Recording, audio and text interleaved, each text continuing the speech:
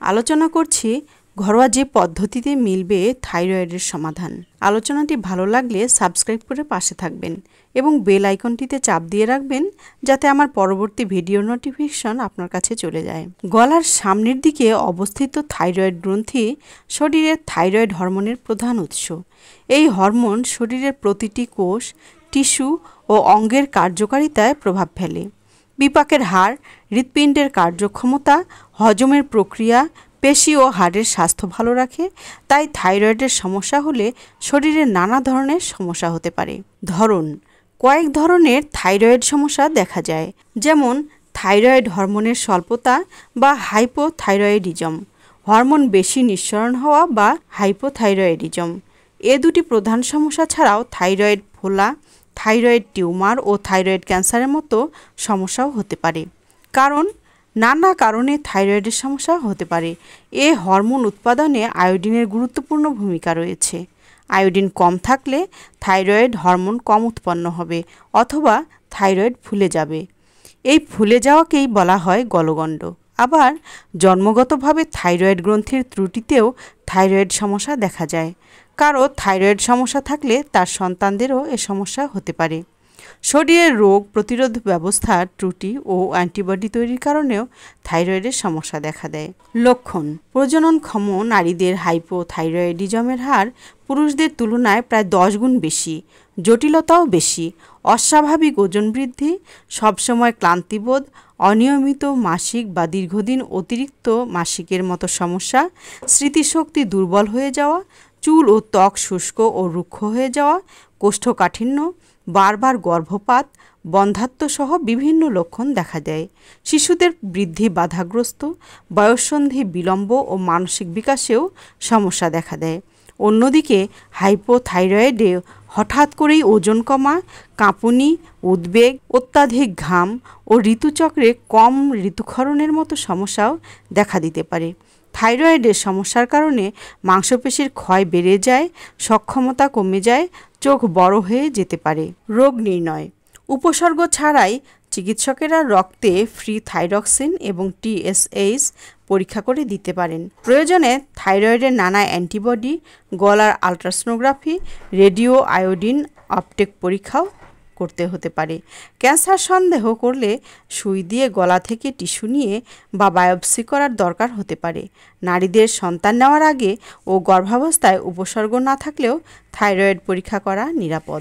ঘরোয়া যে পদ্ধতিতে মিলবে থাইরয়েডের সমাধান। শরীরের প্রতিটি উপাদানেরই নির্দিষ্ট একটা মাত্রা থাকা চাই। মানুষের শরীরের জন্য থাইরয়েড হরমোনেরও একটি নির্দিষ্ট মাত্রায় থাকা জরুরি। প্রয়োজনের কম বা বেশি হরমোন উৎপাদিত হলে শরীরের উপর বিভিন্ন রকম বিরূপ প্রভাব দেখা দিতে পারে। কিছু খাদ্যাভ্যাসের পরিবর্তন ও জীবনযাত্রা ঠিক রাখার মাধ্যমে থাইরয়েড সমস্যার উপশম হতে পারে। থাইরয়েড সমস্যা থেকে মুক্তি পেতে এবং নিজেকে সুস্থ রাখতে ঘরোয়া কিছু পদ্ধতি। প্রথমেই বাইরের প্রক্রিয়াজাত খাবার বা জাঙ্ক ফুড পরিহার করতে হবে। এগুলো স্বাস্থ্যের জন্য খুবই ক্ষতিকর এবং নিয়মিত এগুলো খাওয়ার ফলে শরীরে অনেক খারাপ প্রভাব ফেলতে পারে। অগোছালো জীবনযাপন পরিহার, জীবনযাত্রা ঠিক করতে হবে।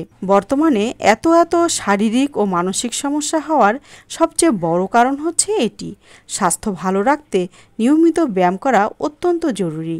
শরীরের অতিরিক্ত ক্যালোরি কমাতে ও শরীর সুস্থ রাখতে নিয়মিত ব্যায়ামের বিকল্প নেই। খাওয়ার সময় মনোযোগ দিয়ে ভালো করে চিবিয়ে খেলে তা থাইরয়েড এবং মনের মধ্যে সংযোগ গড়ে তোলে। তাই খাওয়ার সময় কখনো তাড়াহুড়া না করে সময় নিয়ে ভালো করে চিবিয়ে খেতে হবে।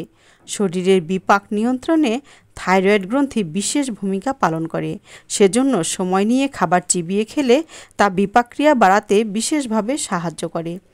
গবেষকগণ বলেছেন, কিছু শাকসবজি আছে যেমন বাঁধাকপি, ব্রোকলি, ব্রাসেলস স্প্রাউট, ফুলকপি ইত্যাদি, এগুলো কাঁচা অবস্থায় খাওয়া ঠিক নয়।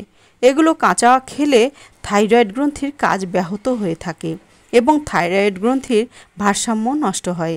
এ কারণে এই সবজিগুলো কাঁচা অবস্থায় বা সালাদ হিসেবে না খেয়ে রান্না করে খেতে হবে। নারকেল তেল গরম না করে ব্যবহার করলে তা ওজন কমাতে এবং বিপাকীয় ক্রিয়া বাড়িয়ে তুলতে সাহায্য করে। নারকেল তেলে যে ফ্যাটি অ্যাসিড আছে তা থাইরয়েড গ্রন্থির কার্যকারিতা বাড়াতে সাহায্য করে। এছাড়া শরীরের তাপমাত্রাও ঠিক রাখতে এই তেল অনেক কার্যকরী। হরমোন উৎপাদনের ভারসাম্যতা বজায় রাখতে অ্যাপেল সিডার ভিনেগার অনেক উপকারী। এতে বিপাক্রিয়ার উন্নতি হয়। এছাড়া এটি শরীরের ফ্যাট নিয়ন্ত্রণ করতে পারে এবং শরীর থেকে বিভিন্ন বিষাক্ত পদার্থ বের করে পুষ্টি শোষণে সহায়তা করে। আদায় বিভিন্ন রকম খনিজ যেমন পটাশিয়াম, ম্যাগনেসিয়াম থাকে, তাই এটি থাইরয়েডের সমস্যার জন্য অনেক কার্যকর। থাইরয়েডের সমস্যা নিয়ন্ত্রণে নিয়মিত আদা চা পান করা অনেক উপকারী। থাইরয়েডের সমস্যা নিয়ন্ত্রণে ভিটামিন বি খুবই সহায়ক ভূমিকা পালন করে। বিশেষ করে ভিটামিন বি12 হাইপোথাইরয়েডিজমে আক্রান্ত ব্যক্তিদের জন্য অত্যন্ত উপকারী। তাই যেগুলো খাবারে এই ভিটামিন বেশি থাকে, ডিম, মাছ, মাংস, দুধ, বাদাম, এগুলো প্রতিদিনের খাদ্য তালিকায় অন্তর্ভুক্ত করতে হবে, যাতে এগুলি শরীরে পর্যাপ্ত পরিমাণে ভিটামিন বি সরবরাহ করতে পারে। ভিটামিন ডি এর অভাবেও অনেক সময় থাইরয়েডের সমস্যা হয়ে থাকে, আর একমাত্র সূর্যের আলোতেই শরীর ভিটামিন ডি প্রস্তুত করতে পারে। তাই দিনে অন্ততপক্ষে 15 মিনিট সূর্যের আলোয় থাকতে হবে। এতে শরীরে ভিটামিন ডি প্রস্তুত সহ ভালোভাবে ক্যালসিয়ামের শোষণ হবে এবং রোগ প্রতিরোধ ক্ষমতাও বাড়বে। ভিটামিন ডি বেশি পরিমাণে থাকে এমন কিছু খাবার হচ্ছে স্যালমন, ম্যাকারেল, দুগ্ধজাতীয় দ্রব্য, কমলা লেবুর রস, ডিমের কুসুম ইত্যাদি। এরপরেও শরীরে ডির মাত্রা অনেক কম থাকলে চিকিৎসকের পরামর্শ নিয়ে ভিটামিন ডি সাপ্লিমেন্ট নেওয়া যেতে পারে। আয়োডিন ও খনিজ সমৃদ্ধ খাবার থাইরয়েডের জন্য অনেক বেশি উপকারী। তাই যে খাবারে এই উপাদানগুলো বেশি থাকে, যেমন দুধ, পনির, দই, এই ধরনের দুগ্ধজাতীয় খাবার থাইরয়েডের জন্য অনেক বেশি উপকারী। আয়োডিন সাপ্লিমেন্টও এক্ষেত্রে গুরুত্বপূর্ণ ভূমিকা পালন করতে পারে। অতিরিক্ত চিনির ব্যবহার আপনার থাইরয়েড সমস্যাকে বাড়িয়ে তুলতে পারে এবং থাইরয়েড সমস্যা থেকে ভুগছেন যারা, এমন সমস্ত প্রক্রিয়াকৃত চিনি এড়িয়ে চলুন। যেসব খাবার এড়িয়ে চলতে হবে: যখন থাইরয়েড গ্রন্থির কার্যকারিতার কথা আসে, তখন আপনাকে এমন কিছু খাবার বাদ দিতে হবে যাতে গাইট্রোজেন থাকতে পারে।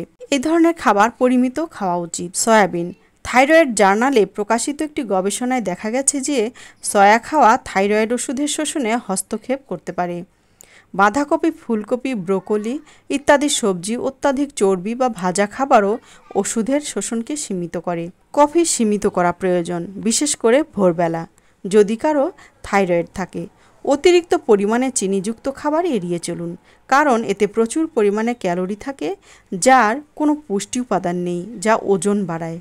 প্রক্রিয়াজাত খাবার যেমন স্ন্যাক্স, বিস্কিট এবং হিমায়িত খাবার যা সাধারণত উচ্চ সোডিয়াম থাকে এড়িয়ে চলুন। একটি ছোট চিকিৎসাযোগ্য গলগণ্ড থেকে সম্ভাব্য প্রাণনাশক ম্যালিগন্যান্সি পর্যন্ত থাইরয়েডের ব্যাধি সবাইকে প্রভাবিত করতে পারে। থাইরয়েডের বেশিরভাগ সমস্যা থাইরয়েড হরমোন তৈরিতে বিচ্যুতি ঘটার কারণে হয়। যদিও কিছু থাইরয়েড অবস্থার অপ্রীতিকর বা অস্বস্তিকর পার্শ্ব প্রতিক্রিয়া থাকতে পারে, সঠিক রোগ নির্ণয় এবং চিকিৎসার মাধ্যমে বেশিরভাগই কার্যকরীভাবে নিয়ন্ত্রণ করা সম্ভব। শরীরের যত্ন নিন, ভালো থাকুন, সুস্থ থাকুন। ধন্যবাদ।